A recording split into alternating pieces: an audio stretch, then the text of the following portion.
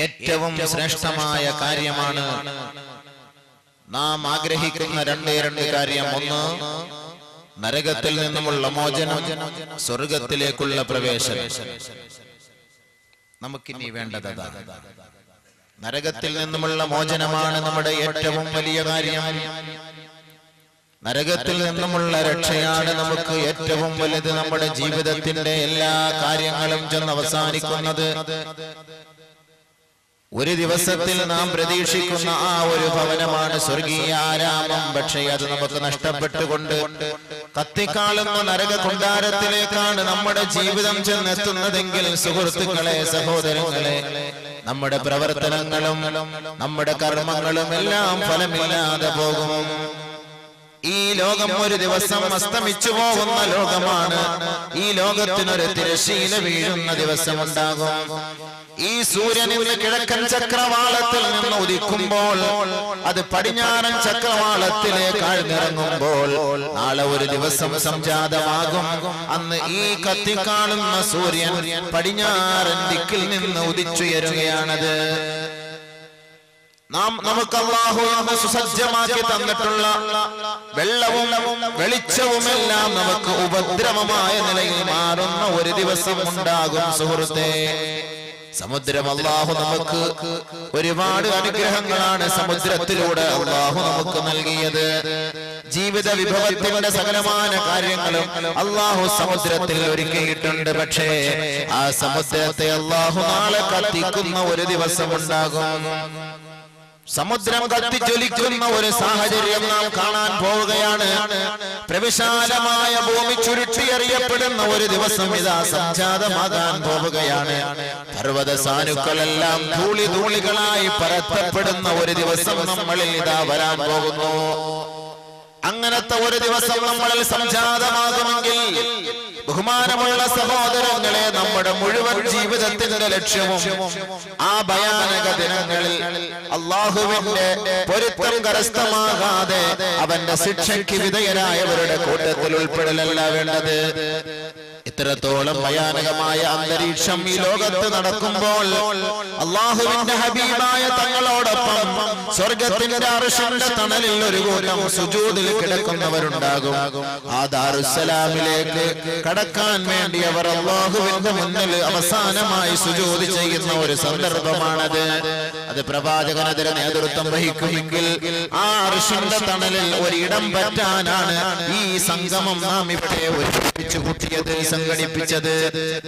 Bank വിളിക്കുമ്പോൾ പള്ളിയിലേക്ക് ഓടി വരുന്നത്, പരസ്പരം മുസൽമാനെ കാണുമ്പോൾ സലാം ചൊല്ലുന്നത്, ഹറാമായ പാനീയങ്ങളും ഹറാമായ ഭക്ഷണ പദാർത്ഥങ്ങളും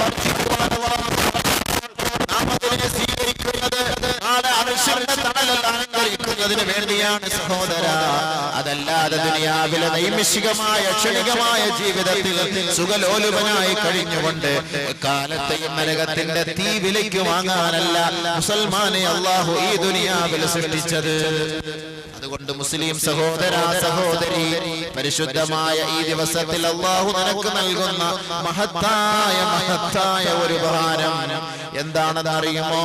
തഖ്വയിൽ അധിഷ്ഠിതമായ ജീവിതം നയിച്ചാൽ അല്ലാഹു നൽകുന്ന ഒരു സമ്മാനമാണ് നരകത്തിൽ നിന്നുമുള്ള മോചനം. അടുത്ത ഓഫർ നരകത്തിൽ നിന്നുള്ള മോചനം. നമുക്ക് വേണ്ടത് അതാണല്ലോ. നരകത്തിൽ പോയി കിടക്കലാണോ ലക്ഷ്യം? മുസ്ലിമായി ജീവിച്ചിട്ട് മുസ്ലിമായി മരിക്കാൻ ആഗ്രഹിക്കണം. മുസ്ലിമായി ജീവിച്ചിട്ട് കാഫിറായി മരിക്കാനല്ല ആഗ്രഹിക്കേണ്ടത്. ജീവിക്കുമ്പോ മുസ്ലിമായിട്ടായിരിക്കും ജീവിക്കുക, പക്ഷെ മരിക്കുമ്പോ കോലം മാറും. നബി സല്ലല്ലാഹു അലൈഹി വസല്ലം തങ്ങൾ പറഞ്ഞു, കുല്ലു മൗലൂദിൻ യൂലദു അലാ ഫിത്രത്തിൽ ഇസ്ലാം. ജനിക്കപ്പെടുന്ന ഓരോ കുഞ്ഞുമക്കളും ലോകത്ത് ആരുടെ ഗർഭാശയത്തിൽ നിന്ന് ജനിച്ചാലും ലോകത്തിന്റെ മുന്നിൽ ഏതൊരു കുഞ്ഞ് ജനിച്ചു വീണാലും ഇസ്ലാമിന്റെ ശുദ്ധ പ്രകൃതിയിലാണ് ആ കുട്ടി ജനിച്ചു വീഴുന്നത്. അത് ക്രൈസ്തവന്റേതാകട്ടെ, ഹൈന്ദവന്റേതാകട്ടെ, ബുദ്ധമതക്കാരന്റേതാകട്ടെ, ജൈനമതക്കാരന്റേതാകട്ടെ, ഏത് ഇസത്തിൽപ്പെട്ടവനും ഏത് പ്രത്യയ ശാസ്ത്രത്തിന്റെ ഉടമകളുടെയും മക്കളാകട്ടെ, ഈ ഭൂലോകത്തേക്ക് ജനിച്ചു വീഴുന്ന ഓരോ കുഞ്ഞുമക്കളും പിറന്നു വീഴുമ്പോൾ അവർ വരുന്നത് ഇസ്ലാമിന്റെ ശുദ്ധ പ്രകൃതിയിലാണ്. യൂലദു അലാ ഫിത്രത്തിൽ ഇസ്ലാം, ഇസ്ലാമിന്റെ ശുദ്ധ പ്രകൃതിയിലാണ് അവർ പിറന്നു വീഴുന്നത്. പിന്നെ ആരാണ് അവരെ വഴിതെറ്റിച്ചു കളഞ്ഞത്? ആരാണ് വഴിതെറ്റിച്ചു കളഞ്ഞത്? ഇല്ലാ അന്ന അബവാഹു യുഹവ്വിദാനിഹി വയുമജ്ജിസാനിഹി വയുനസ്സിറാനിഹി. അവരുടെ മാതാപിതാക്കളാണ് ആ കുഞ്ഞുമക്കളെ, ഒന്നും തിരിയാത്ത നിഷ്കളങ്കരായ കുഞ്ഞുമക്കളെ അള്ളാഹുവിന്റെ വഴിയിൽ നിന്ന് തെറ്റിച്ചുകൊണ്ട് ബിംബാരാധകരാക്കി മാറ്റിയത്, പുരുഷനെ ആരാധിക്കുന്നവരാക്കി മാറ്റിയത്, വലിയ വലിയ വളവൃക്ഷത്തെ ആരാധിക്കുന്നവരാക്കി മാറ്റിയത്, അഗ്നിയെ ആരാധിക്കുന്നവരാക്കി മാറ്റിയത്, ചന്ദ്രനെ ആരാധിക്കുന്നവരാക്കി മാറ്റിയത് അവരുടെ മാതാപിതാക്കളാണ്.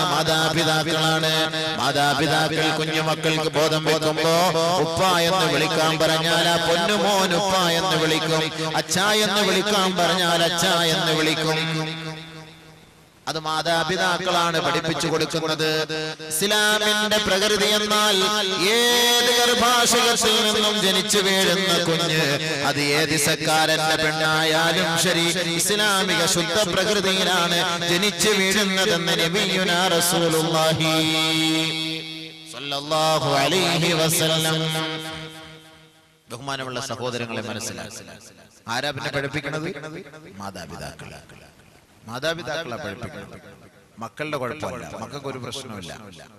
മാതാപിതാക്കളെ പഠിപ്പിച്ചിട്ട് അവരെ ഇങ്ങനെ പല വഴികളിലേക്കും ഇസ്ലാമിന്റെ പ്രത്യേക ശാസ്ത്രത്തിൽ ഒഴിവാക്കി മറ്റു പല വഴികളിലേക്കും പറഞ്ഞു. അതുകൊണ്ട് മാതാപിതാക്കളാണ് ഇതിന്റെ എല്ലാ ഉത്തരവാദിത്വം വഹിക്കേണ്ടത്.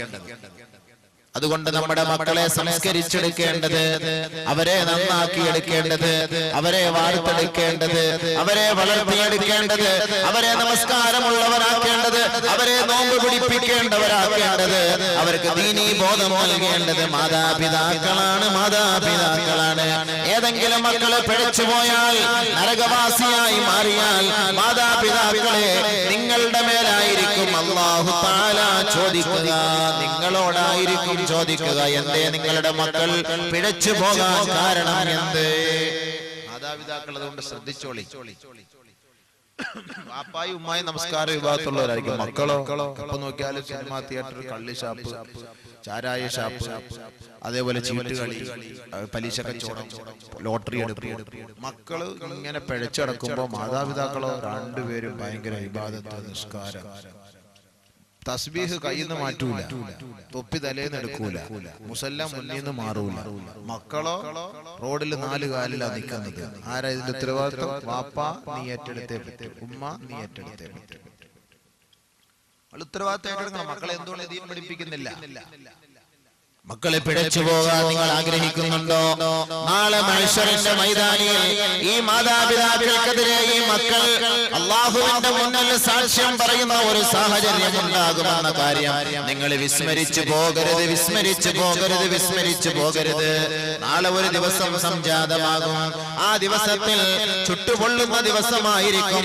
നമ്മുടെ തലയ്ക്ക് മീതെ കത്തിക്കാളുന്ന സൂര്യൻ നമ്മുടെ ശരീരമാകെ ഒപ്പിയെടുക്കാൻ വേണ്ടി വെമ്പൽ കൊണ്ട് നിൽക്കുന്ന വേളയിൽ ഉപ്പൂറ്റി മുതൽ ഉള്ളം തല വരെ ഉച്ചി വരെ പൊള്ളിക്കൊണ്ട് വിയർത്തുകൊണ്ടിരിക്കുന്ന ആ ഭയങ്കരമായ ദിനത്തിൽ ഒരു തണലിന് വേണ്ടി, ഒരു തണുപ്പിന് വേണ്ടി കേണപേക്ഷിക്കുന്ന ആ ഒരു സാഹചര്യത്തിൽ ബഹുമാനമുള്ള സഹോദരങ്ങളെ, അർശിന്റെ തണലിൽ ഒരു കൂട്ടര് കിടക്കുമ്പോൾ ആ ഭാഗത്തേക്ക് എത്തിപ്പെടണമെങ്കിൽ അല്ലാഹു സുബ്ഹാനഹു വ തആലയുടെ തൃപ്തിയും പൊരുത്തവും കരസ്ഥമാക്കിയവർക്ക് മാത്രമേ അതിന് കഴിയൂ.